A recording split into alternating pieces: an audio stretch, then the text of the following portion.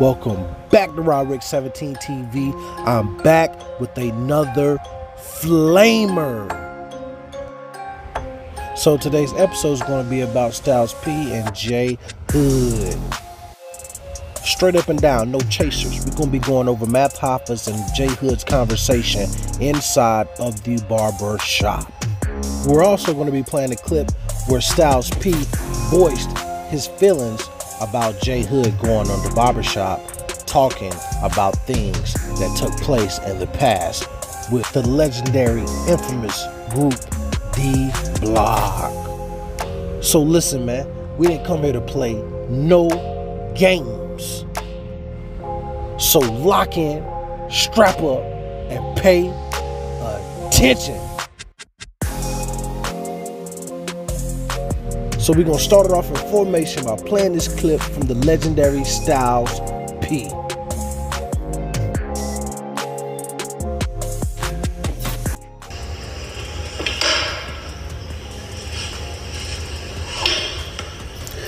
I'm going to go ahead and pause the video right there. Look in this man's eyes. Look. I ain't laughing like that, y'all. But look in his eyes. That man is vexed. He is very, very, very vexed right here. And that's from the look in the eyes right there, that's also hurt from someone that you care about. And he's being forced to do something right now to clear his name. Because I know that feeling when you got dirt thrown on your name. Pay attention.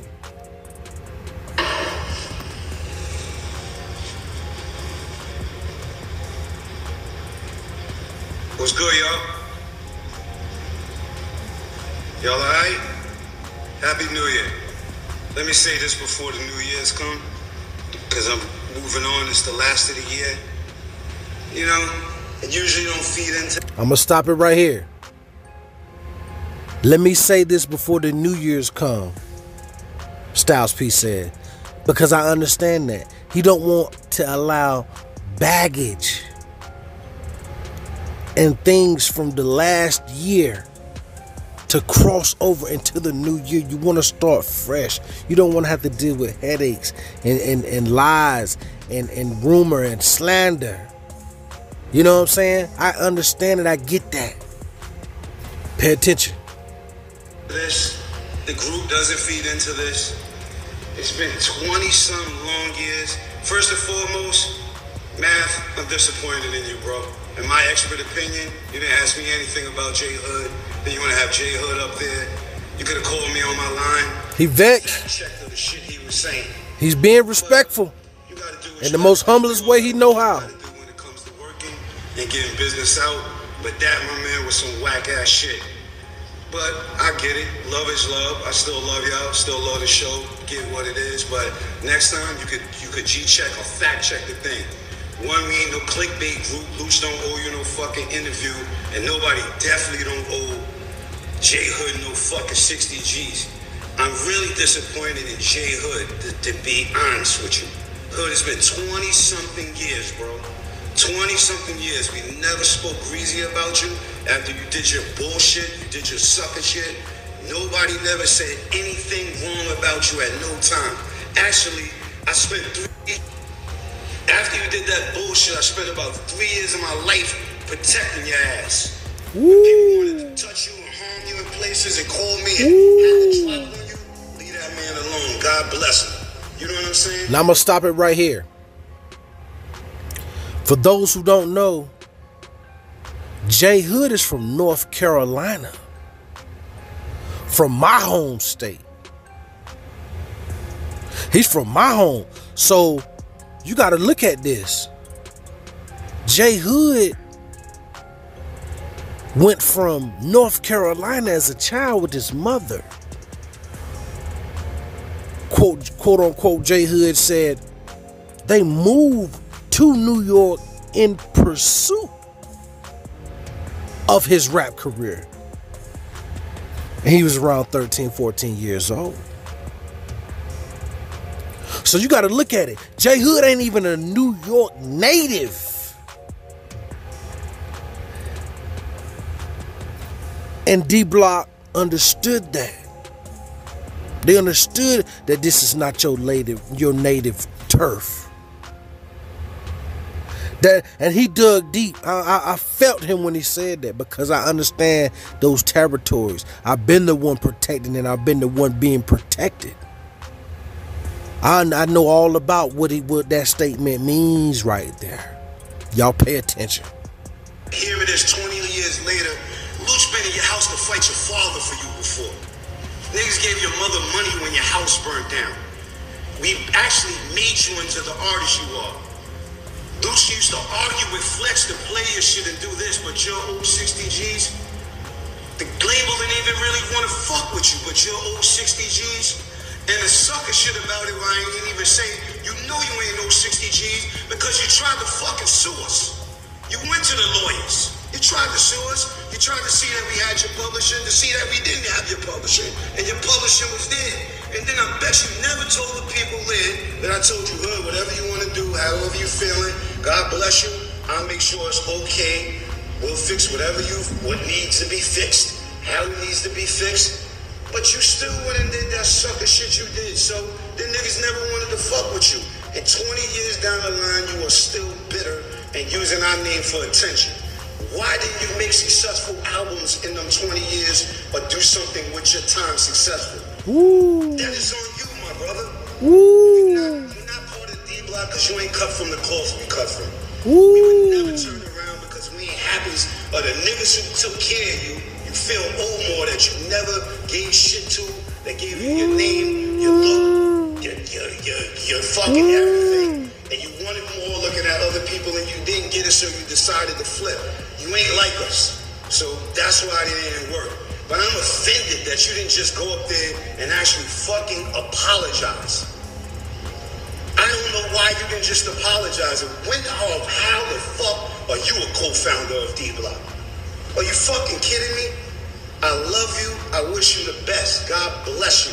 Keep doing what you're doing. But keep our fucking name out your mouth, man. Keep our name out your mouth, and anybody, you speak on our name with respect. We showed you niggas what loyalty is, what honor is. I don't care about clickbaits. I don't care about interviews. Do your shit and get it right. J Hood is not D-Block, because when he did the sucker shit, he didn't have discipline, dedication. He drugged the chain. So, boom, that's all it is. But damn, Hood, you should have apologized as a grown man 20 years later and just left it at that. But no, here we go. Nobody owes you a damn thing, and stop lying on people's names. Like, I've never addressed this shit in all of these years. Always say God bless you, keep it moving.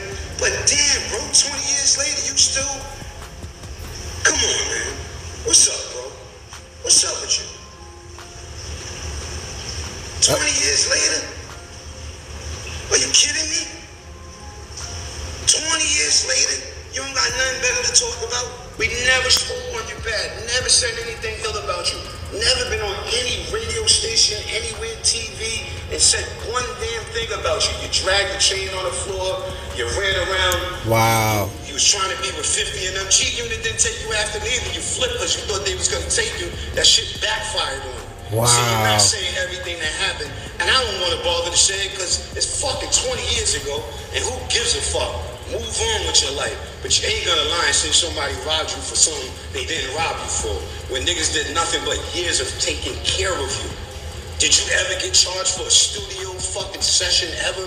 Did anybody ever ask you for a receipt or money back or do anything when niggas bought you gear, clothes, sneakers, helped your mom pay the rent? Did anybody ever give you a fucking, like every other fucking record company, an invoice?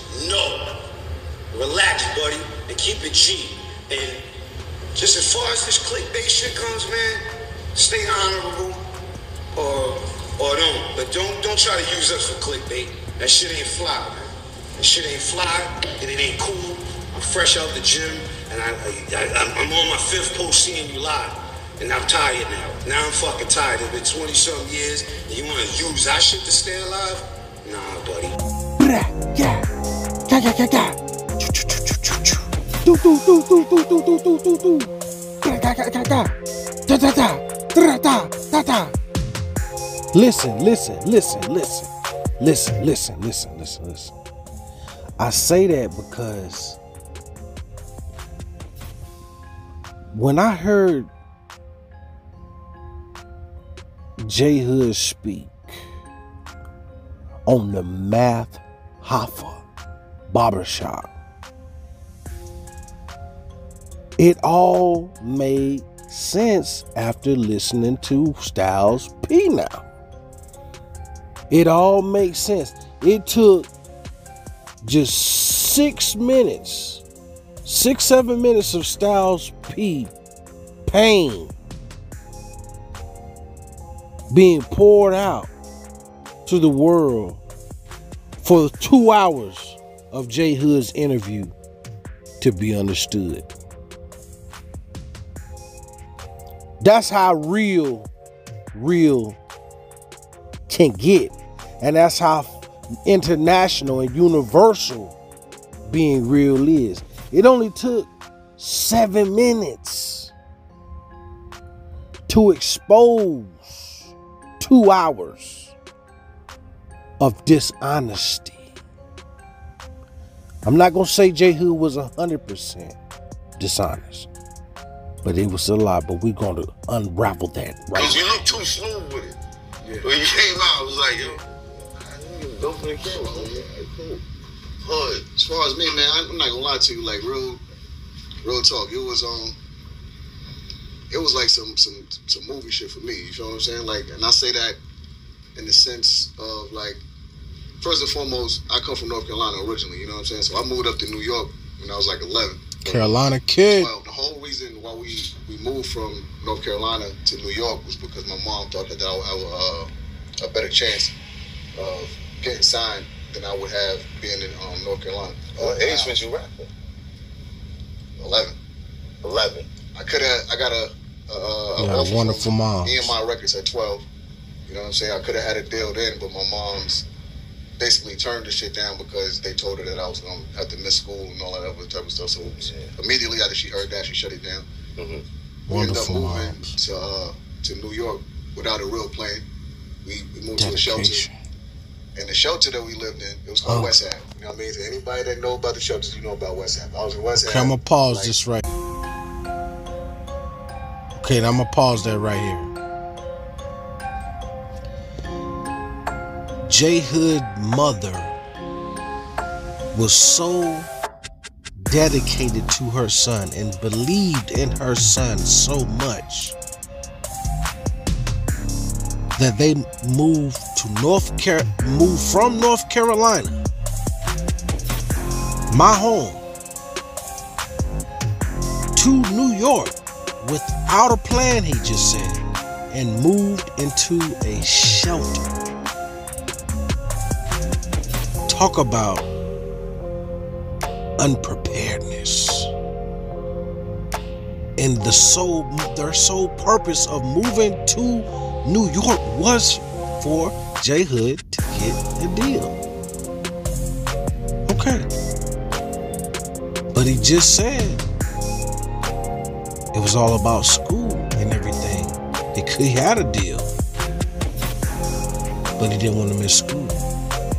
But they'd rather move from a home to a homeless shelter. So they went homeless for this. Okay, so I'm just trying to make it make sense. Stay with me. Man, you know what that is. Real recognize real. Stay with me. Straight child. In West Ham, my mom ended up befriending, and this is like how the universe works. She befriended Mace's mother's friend. So, you know, at this point, I'm not even gonna hold you. I didn't know anything about the Lodge. You know what I'm saying? Because I was fresh from NC. I grew up off of whatever my brother was playing in the crib as far as hip hop, and that's how I got into it. What was he playing? Nas, Helter Skelter, Outkast, Goody Mob, you know what I mean? Scarface, Ghetto Boys, Wu-Tang, you know what I mean? Like stuff like that, Boot Camp, The Cream, you feel me? Like all that. So you just listen to Shy? Yeah, all that. Yeah. Fine. So when I'm in the shelter, like I said, she befriended Mace's mom, and she used to tell us all these stories about how Mace came up and how she watched him grow up and all that. Wow. She ended up telling me where Mace's mother lived at. when we end up leaving out the shelter. So I started recording with Jay Arms. I don't know if y'all know who Jay Arms is. Jay Arms. Yeah, he used to have them instrumental mixtapes. Right. Jay Arms. Right. I recorded a demo with him before I met the lights. We recorded like 60 songs. 60. Facts. That's not a demo, my God. My nigga, we were That's a concert. Three was a demo back in the day? Yeah, facts. It was 6-0. I mean, 6. Nigga, that's a festival. That's what it was. That's a festival. J Hood puts his head down as he's caught in another lie. Keep it locked with Roderick 17. We're going to be chopping this whole entire interview down in the worst way possible. You must keep it real with the streets at all times, because street recognize street. You can't run game in these streets, because real recognize real all the way around the chessboard. Never forget.